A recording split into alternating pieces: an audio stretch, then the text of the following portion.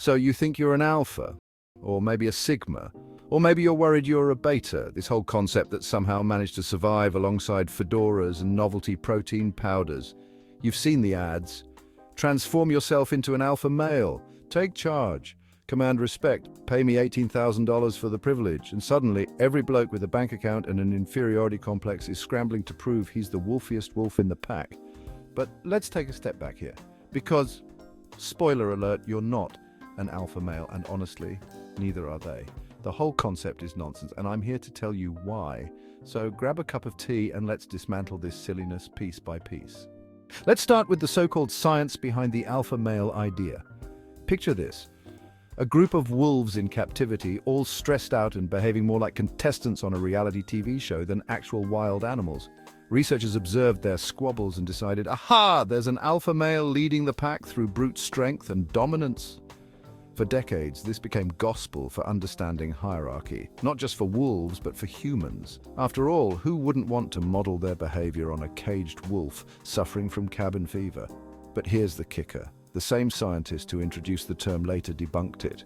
David Mech, who I assume has been tearing his hair out since, clarified that in the wild, wolves operate in family units. No alphas, no betas, no Greek-lettered nonsense, just parents, cubs, and the occasional moody teenager. Yet somehow, this long-debunked idea was plucked out of context and immortalized in self-help books, bad YouTube videos, and of course $18,000 alpha male boot camps. Because nothing screams scientific validity like some guy named Brad yelling at you to dominate the room. Now let's talk about how this myth mutated into an internet phenomenon. Search alpha male online, and you'll find an endless parade of videos, courses, and forums. There's even an entire cottage industry of influencers whose sole job is to tell you how much better they are than you. They've got the slick suits, the rented Lamborghinis, and the charisma of a particularly aggressive car salesman. Their entire brand hinges on convincing you that they've cracked the code to masculinity. And what is that code, exactly? Talking over people at dinner parties, shouting assert dominance like you're in a particularly aggressive improv class. And here's the thing, these influencers know their audience.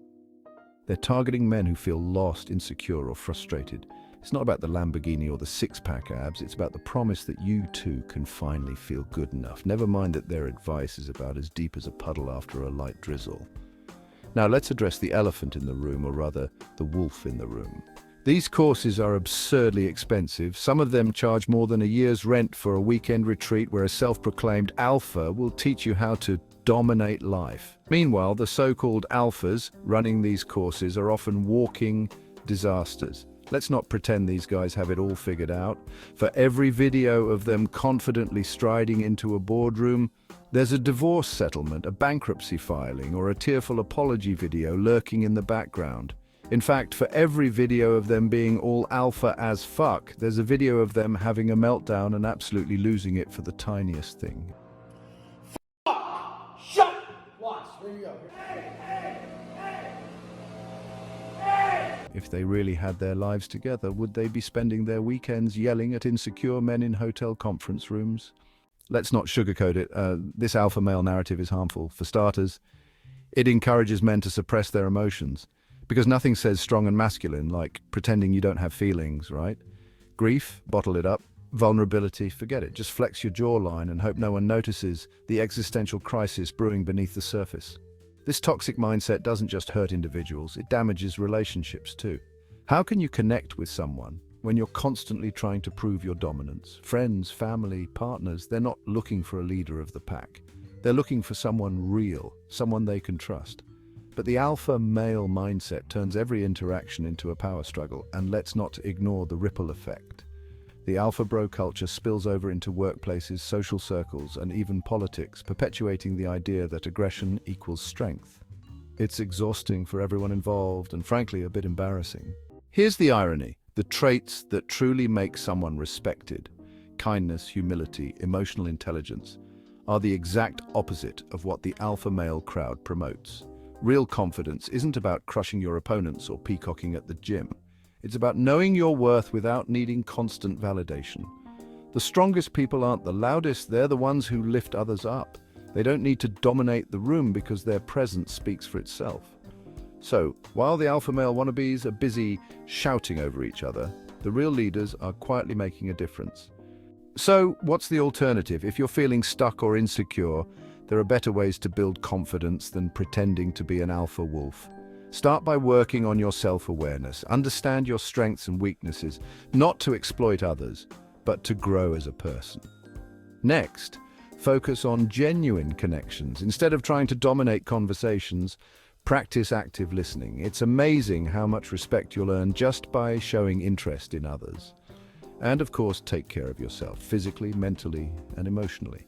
Confidence comes from feeling good in your own skin, not from memorizing dominant strategies. Finally, remember that it's okay to ask for help. Therapy, coaching, or even just a good conversation with a trusted friend can do wonders. Real strength isn't about doing it all alone. It's about knowing when to lean on others. And before we wrap up, whether you're an alpha or not doesn't matter. You can absolutely hit the subscribe button. The alpha male myth is just that, a myth.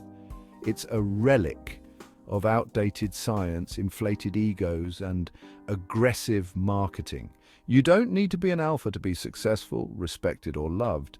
You just need to be yourself, flaws, insecurities, and all. And if you think that working out to look better will make you feel better and perhaps make you more attractive, then that's fine too. Exercise is good for you. The problem is that someone can be so focused on being an alpha male or being better, they forget that whoever they were before that was actually enough. If you've been sucked into this nonsense before, don't beat yourself up. We've all fallen for bad advice at some point. But now you know better. And when the next ad pops up, promising to unlock your inner alpha, just smile, nod, and keep scrolling. You're better than that, mate. See you soon, my alphas, betas, sigmas, and the rest of you Greek letters. Bye.